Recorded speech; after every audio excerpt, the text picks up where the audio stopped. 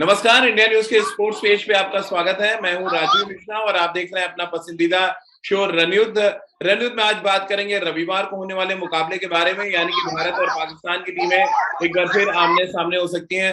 पाकिस्तान अगर हांगकांग को हरा देगा, इस बात के पूरे आसार भी हैं, पूरी उम्मीद भी की जा रही है कि पाकिस्तान और भारत एक बार फिर आमने सामने होंगे। रविवार का दिन होगा और मैदान दुबई इंटरनेशनल क्रिकेट स्टेडियम।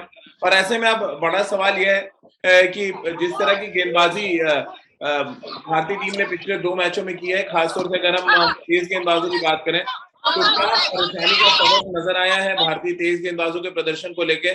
और क्या सिर्फ तीन तेज गेंदबाज चुनना एक बड़ी गलती रही है भारतीय टीम के लिए, जिस पर आज हम चर्चा करेंगे। क्योंकि अगर आप एक एक्स्ट्रा तेज गेंदबाज रखते तो कम से कम एक ऑप्शन होता आपके पास, लेकिन आज हालात ये है कि आपको तीनों ही तेज गेंदबाज लगभग हर मैच में खिलाने पड़ रहे हैं, क्योंकि चौथा ऑप्शन आपके पास नहीं है। अब ऐसे में क्या भारतीय टीम 3 स्पिनर के साथ उतर सकती है, इसके आसार बन रहे हैं, या इसी बॉलिंग कॉम्बिनेशन के साथ आगे कंटिन्यू करेंगे? इस पर बातचीत करेंगे। हमारे साथ 3 खास मेहमान इस समय जुड़ चुके हैं। हमारे साथ रितेंद्र सिंह सोढ़ी है, इस समय कार में नहीं है वो, तो फिर आप अंदाजा लगा सकते हैं कि रितेंद्र साहब कहाँ होंगे। सभा भाई हमारे साथ हैं, राजकुमार सर हमारे साथ इस समय क्रिकेट एकेडमी से जुड़ रहे हैं। रितेंद्र, 15 सदस्यीय टीम में सिर्फ 3 तेज गेंदबाज चुनना, हम लोग को एक चिंता थी इस टूर्नामेंट के शुरू होने से पहले कि कोई भी गेंदबाज ऑफ कलर हुआ तो आपके पास ऑप्शन नहीं होगा। अब रविवार के दिन पाकिस्तान से मुकाबला है और सबसे बड़ी चिंता का सबब यह है कि हमारे पास कोई ऑप्शन नहीं है जहां से हम रिप्लेस कर पाए आवेश खान या अर्शदीप सिंह में से किसी एक को। जी हाँ, बिल्कुल राजीव। देखिए, ये तो आपको पहले ही पता था। तो आप जब टीम अपनी लेके गए हैं एशिया कप के लिए, तो आप जानते थे कि अगर कोई भी फास्ट बॉलर ऑफ कलर होता है या कुछ निकल इंजरी होती है, तो आपके पास विकल्प नहीं है। तो जी हाँ, अगर हम आवेश खान अर्शदीप की बात करते हैं, जिस तरह हांगकांग के खिलाफ इनकी बॉलिंग रही है, देखिए देवर फाउंड वांटिंग, स्ट्रगल किया दोनों ने। अर्शदीप की बात करें, पाकिस्तान के खिलाफ भी आखिरी ओवर में थोड़े से ऑफ कलर दिखे। देखिए, ये जो T20 क्रिकेट है ना, एक एक बॉल की लड़ाई है। आप एक बॉल लूज कर देते हैं, मैच खुल जाता है। तो वहां पे जब धानी ने छक्का मारा अर्शदीप को, तो देखिए वहां से पाकिस्तान को थोड़ा सा एक एक अपॉर्चुनिटी दिखी कि शायद हम 150 के आसपास पहुंच गए, हमारे पास बड़ा मौका है। तो जी हाँ, हांगकांग के खिलाफ they both had of day. तो अब पाकिस्तान के खिलाफ फिर एक बड़ा मैच है, विकल्प आपके पास है नहीं, you got to go with them. आप एडेड स्पिनर के साथ जाते हैं तो वो भी एक बड़ा चांस होगा। तो जी हाँ, end of the day now we have to rely on both these new raw bowlers. सवा भाई, हमने स्पिनर्स का तो बैकअप रखा हुआ है, यानी कि अश्विन और रवि बिश्नोई हमने ले रखा है। तेज गेंदबाजों के लिए बैकअप क्यों नहीं रखा गया अब? क्योंकि तेज गेंदबाज थोड़े से ऑफ कलर लगे हैं 2 मैचों में। चिंता थोड़ी बढ़ रही है कि रविवार को अगर इसी तरह के कॉम्बिनेशन के साथ गए और ऐसी गेंदबाजी हुई, तो फिर आप मौका दे रहे हैं पाकिस्तान को इस टूर्नामेंट में वापस आने का। देखिए, ऑफ कलर या खराब प्रदर्शन की बात तो अलग होती है राजीव, पर परेशानी यह है कि अगर किसी भी पेस बॉलर को इंजरी हो जाती है और अगर आपको 3 पेस बॉलर के साथ 11 में उतरना पड़ता तो फिर आप किसको खिलाते? तो ये एक विकल्प आपको रखना चाहिए था। उसके ऊपर से जब आपको पता है कि आप 3 पेस बॉलर्स के साथ 11 में खेलेंगे, तो और भी जरूरी था कि आप 15 में एक और एक्स्ट्रा सीमर लेकर लेकर रखते, और यही होना भी चाहिए था। तो यहाँ पर वो चूक हो गई है चयनकर्ताओं की तरफ से। आपने एक और एक्स्ट्रा स्पिनर रख लिया है, यहाँ पर आपसे 2 स्पिनर के साथ खेल रहे हैं, तो वहां पर 2 स्पिनर्स स्क्वाड में और एक्स्ट्रा रखने की क्या आवश्यकता थी? जरूरी ये था कि आप एक और एक्स्ट्रा सीमर 15 में रखें, ताकि अगर कुछ भी जरूरत पड़े तो फिर आप उनको उस पेस बॉलर को खिला सकते थे 11 में। पर यहाँ पर अब आपके पास विकल्प है नहीं कोई। क्या करेंगे राजकुमार सर अब? क्योंकि जो पेस बॉलर्स हैं वो अप टू द मार्क नजर नहीं आए।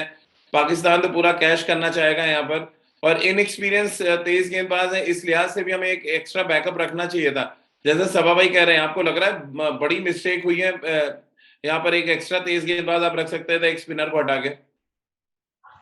राजीव, अगर आपको याद हो, ये जब टीम अनाउंस हुई थी तभी हम लोगों ने ये डिस्कशन किया था, और तब भी मैंने कहा था कि ये कहीं ना कहीं एक फास्ट बॉलर कम है, क्योंकि ये आंका जा रहा था कि दुबई के विकेट पे स्पिन फ्रेंडली होगी, बहुत मदद करेगी। उसी के मद्देनजर एक एक्स्ट्रा स्पिनर डाला गया।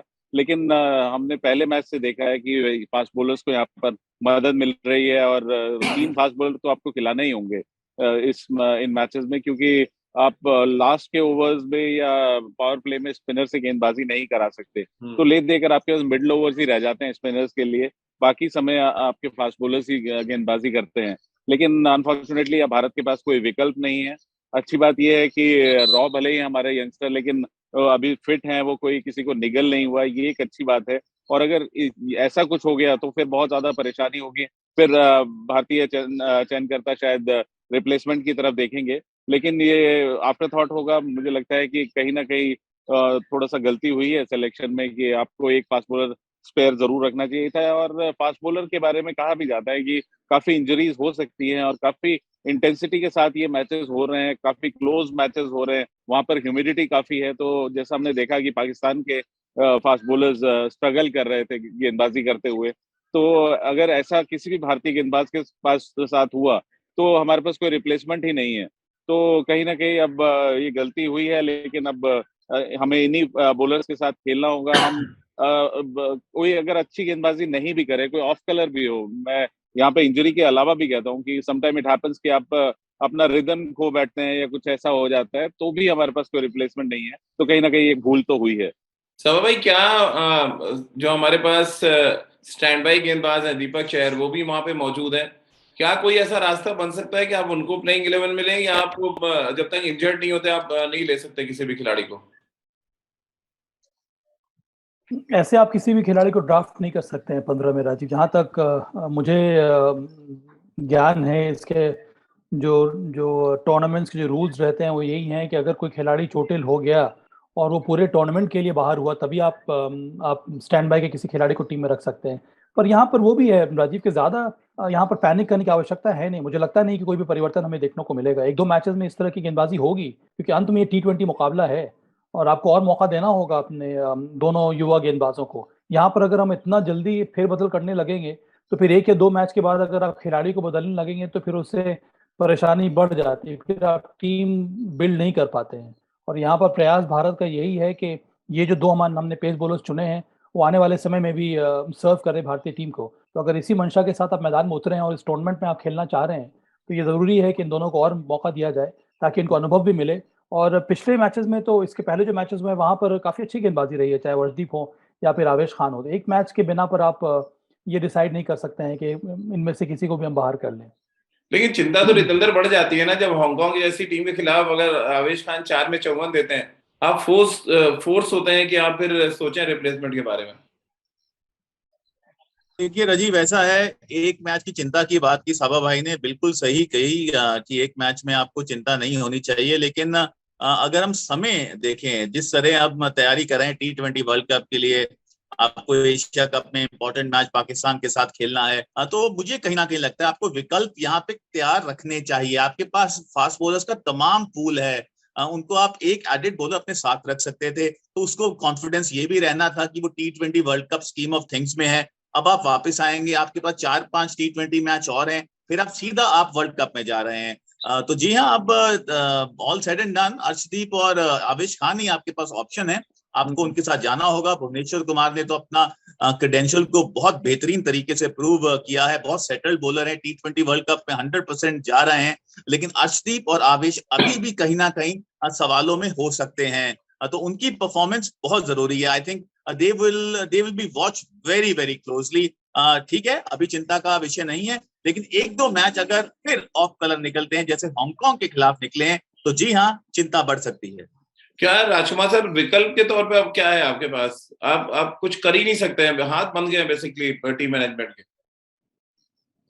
बिल्कुल राजीव, लेकिन अभी विकल्प की जरूरत नहीं है। अभी मैं भी बैक करना चाहूंगा हमारे फास्ट बॉलर्स को कि यंगस्टर हैं, या ऐसे ही सीखेंगे वो। और जब तक कि इंजरी ना हो राजीव, ऐसा कुछ नहीं है, कोई T20 क्रिकेट में मार किसी को भी पड़ती है, एक्सपीरियंस गेंदबाजों को भी पड़ती है।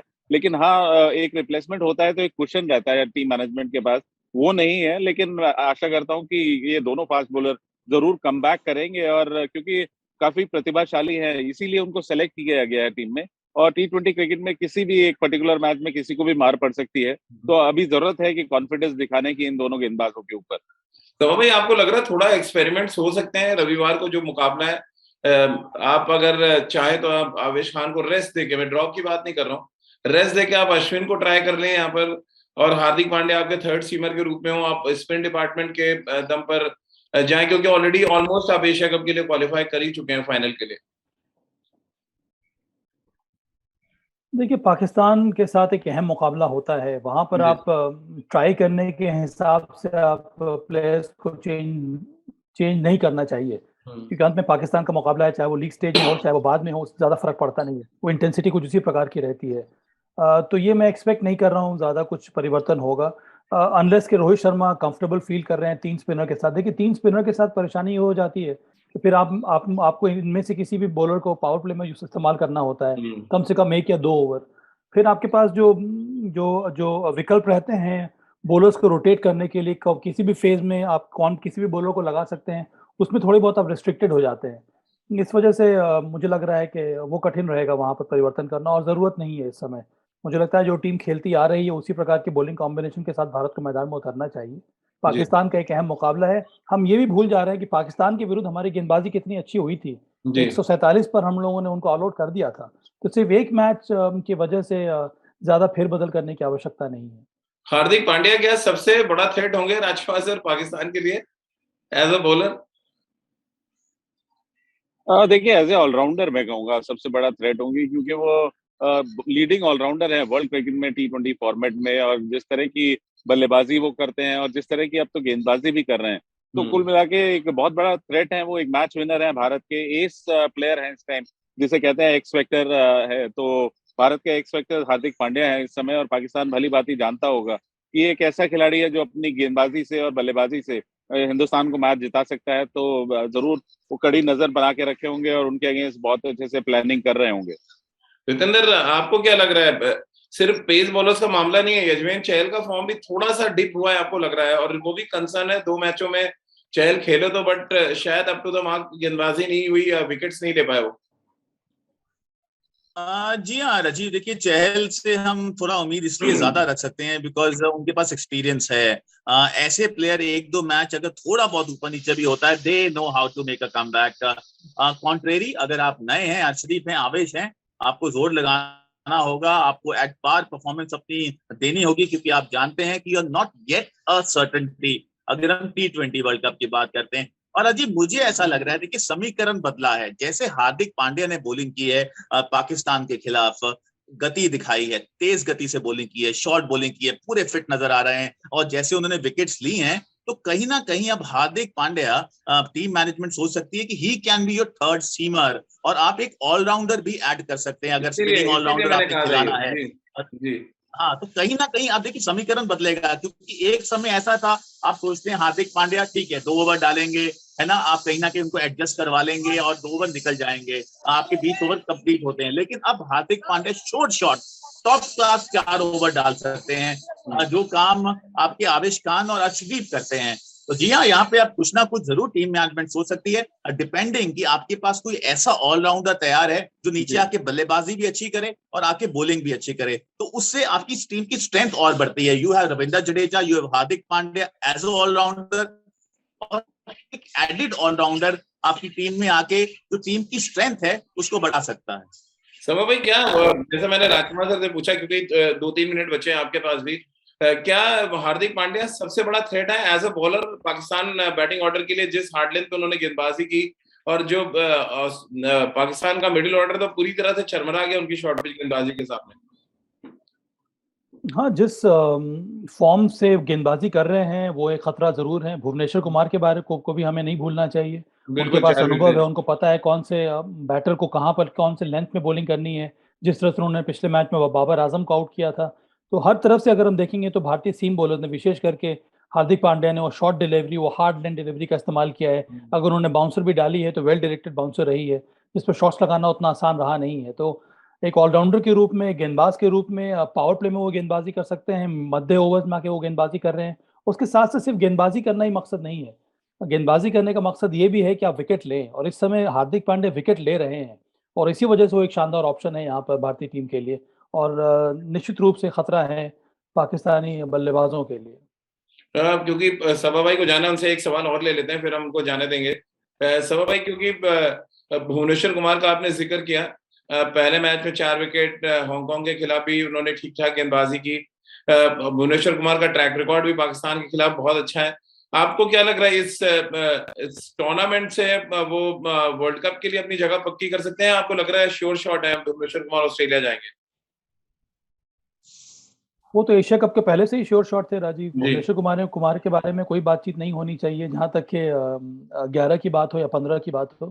कि देखिए भुवी के पास अनुभव है, वो इतनी अच्छी फॉर्म में है, अच्छी गेंदबाजी कर रहे हैं, और एक दो मैचेस आपको आएंगे जहां पर ना ही केवल भुवनेश्वर कुमार की पिटाई होने वाली है, तो दूसरे बॉलर्स की पिटाई होगी। इसका ये मतलब नहीं है कि आपने जो रास्ता बनाया है, जिन जिन बॉलर्स को आपने ट्रस्ट किया है, वहां से आप भटक जाएं। कई बार ये होता है कि आप पैनिक कर जाते हैं, आप एंशियस हो जाते हैं, आप बहुत जल्दी परिवर्तन करने का प्रयास करते हैं, उससे कोई लाभ होता नहीं है। जिन खिलाड़ियों को आपने मौका दिया है इसके पहले, जो खिलाड़ी ने अच्छा फॉर्म दिखाया है, उनका थोड़ा बहुत अप एंड डाउन होगा। आपको उन खिलाड़ियों को ट्रस्ट करना होगा, तभी आप टीम बिल्ड करेंगे जो जाके आने वाले समय में विश्व कप हमें हमें जिता के लाए। तो यही प्रयास होना चाहिए। भुवी शानदार बॉलर हैं, उनको पता है कि ना ही केवल मैच दर मैच वो वापसी कर सकते हैं, पर वो स्पेल दर स्पेल वापसी करते हैं। अगर उनका एक ओवर खराब हुआ, तब भी वो सेकंड ओवर अगर डालेंगे, तब भी वहां पर अच्छी गेंदबाजी कर सकते हैं और विकेट ले सकते हैं। तो ये बहुत बड़ी खासियत है भुवनेश्वर कुमार की गेंदबाजी में। राजकुमार सर, जो दूसरा मैच है, क्योंकि पहले मैच मैंने देखा पाकिस्तान के 23 गेंदबाजों ने इवन प्रदर्शन किया था, यानी आप अगर तराजू पे रखें शायद 19-20 का मामला होगा। बट अब क्योंकि हार्दिक और भुवनेश्वर कुमार का जो एक्सपीरियंस है वो बहुत काउंट कर रहा है, दोनों ने मिला के 7 विकेटें भी ली हैं। क्या आप रविवार को देख रहे हैं इन दोनों का बड़ा इंपॉर्टेंट रोल, और बड़ा इंपॉर्टेंट रोल देख रहे हैं अगर आपको बैक टू बैक पाकिस्तान से मैच जीतना है तो? डेफिनेटली जिम्मेदारी लेनी होगी भुवनेश्वर कुमार को और हार्दिक पांड्या को। राजीव, दोनों ने शानदार गेंदबाजी की थी पिछले मैच में भी, और भुवी की क्लास हम सभी जानते हैं कि जिस तरह के वो फाइटर हैं, या जो उनके पास क्लास है, जिस तरह वो गेंद को स्विंग करते हैं, विकेट टेकिंग बॉलर हैं। और जिस तरह उन्होंने पहले बाबर आजम को आउट किया, तो वहीं से आधा मैच पाकिस्तान हार गई थी, क्योंकि बहुत ज्यादा रिलाई करती है पाकिस्तान बाबर आजम के ऊपर, और उनका विकेट उन्होंने बहुत इंटेलिजेंट तरीके से ट्रैप किया, उनको आगे खिलाते रहे, और सडनली एक बाउंसर मारा और वो हुक करने गए और आउट हो गए। तो बहुत बड़ा रोल होगा भुवनेश्वर कुमार का और साथ साथ हार्दिक पांड्या का, क्योंकि हार्दिक पांड्या बहुत अच्छी लेंथ पे गेंदबाजी कर रहे हैं, एक्सपीरियंस है उनको और कॉन्फिडेंस बहुत अच्छा है अब। तो इन दोनों की बहुत बड़ा रोल होगा पाकिस्तान को, अगर हमें रेस्ट्रिक्ट करना है और मैच को जीतना है पाकिस्तान से। तो जितेंद्र, आखिरी सवाल, कैसे आप देख रहे हैं, क्या एक्सपीरियंस जो हमारे तेज गेंदबाजों का है या हमारे जो खिलाड़ी हैं वो भारी पड़ रहा है पाकिस्तान पे? हार्दिक बहुत एक्सपीरियंस है, भुवनेश्वर कुमार के पास एक्सपीरियंस है, वहीं पाकिस्तान की तरफ अगर हम नजर डालें, इनएक्सपीरियंस शायद पाकिस्तान को बैकफुट पे रख रहा है। हालांकि नसीम शाह, धानी, हारिस रऊफ सबने बहुत अच्छी गेंदबाजी की है, बट वो एक्सपीरियंस मिस था, क्रूशियल मोमेंट पे खराब बॉल डाली पाकिस्तान ने जिसकी वजह से वो मैच हारे। क्या ये एक्सपीरियंस एक बैक टू बैक मैचेस जिताएगा हिंदुस्तान को, और हमारे गेंदबाज एक बार फिर उतने ही इफेक्टिव होंगे क्योंकि ज्यादा बेहतर तैयारी के साथ आए हुए हैं?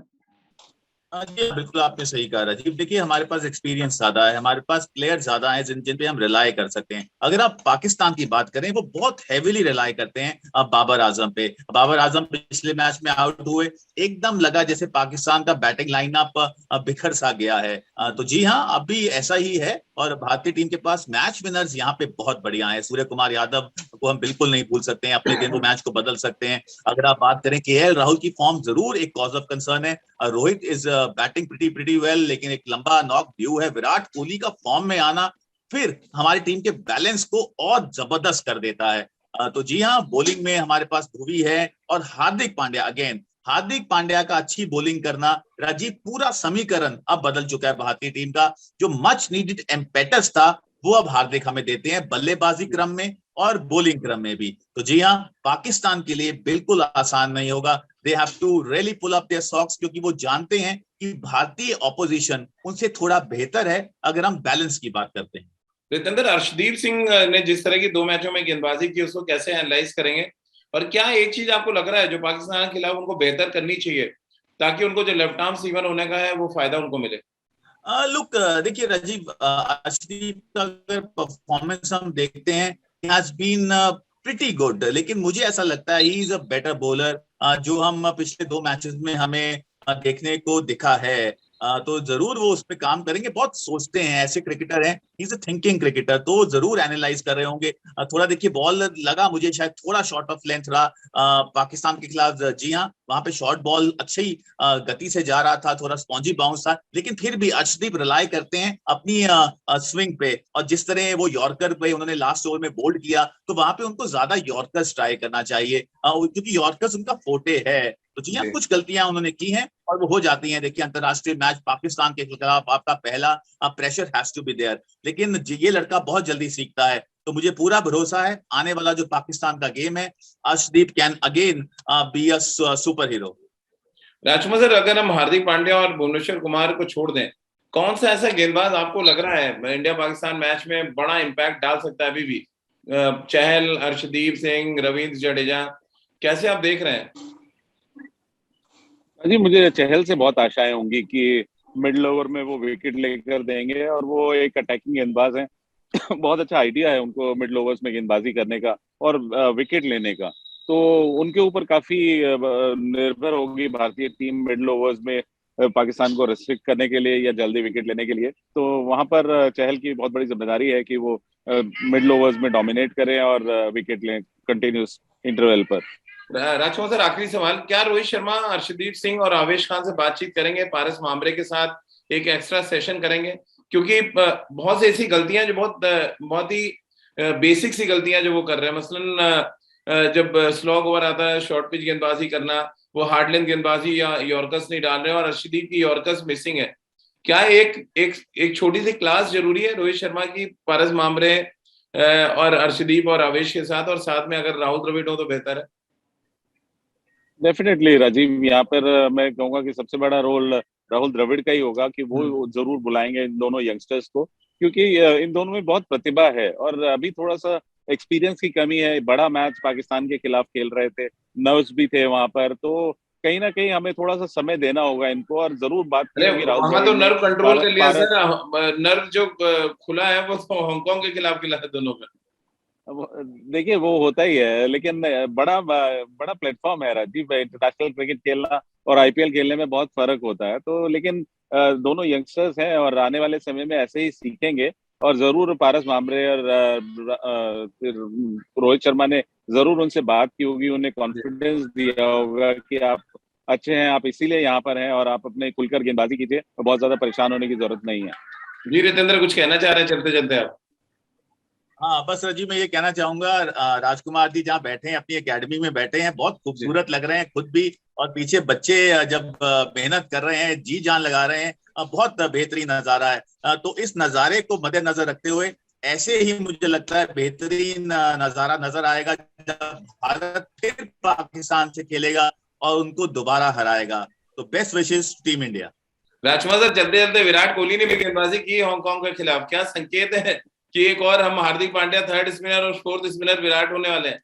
बिल्कुल राजीव, अच्छी बात है। ये एक जरूरी है कि एक दो ओवर आपके पास कोई ऐसा बॉलर होना चाहिए, और विराट को बड़ा शौक था, बड़ा कॉन्फिडेंस भी था। वो तो मैंने आपको बताया था, एक बार वो मॉर्कल ने थोड़ा सा इनका कॉन्फिडेंस हिला दिया था, तब से उन्होंने गेंदबाजी छोड़ी थी।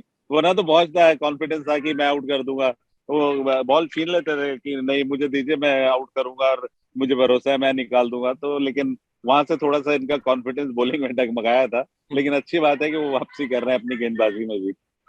चलिए, बहुत बहुत शुक्रिया राजकुमार सर आपका, सभा भाई आपका, और रितेंद्र आपका हमारे साथ जुड़ने के लिए। तो रविवार को एक और सुपरहिट मुकाबला, पाकिस्तान के साथ दूसरा मुकाबला, और इस मुकाबले में भारतीय गेंदबाजों पे एक बार फिर दबाव होगा, क्योंकि रिजवान और बाबर आजम के साथ साथ फखर जमा, ये तीन इंपॉर्टेंट बैट्समैन जो टॉप ऑर्डर में आते हैं, अगर वो चले तो एक बात तो तय समझिए कि भारतीय तेज गेंदबाजों को एक और अग्नि परीक्षा देनी पड़ेगी, जिसके लिए तैयारी शायद आज से ही करना शुरू करनी पड़ेगी, क्योंकि 2 दिन का गैप है। उसके बाद हिंदुस्तान और पाकिस्तान की टीमें आमने सामने होंगी। आप सभी का बहुत बहुत शुक्रिया हमारे साथ जुड़ने के लिए।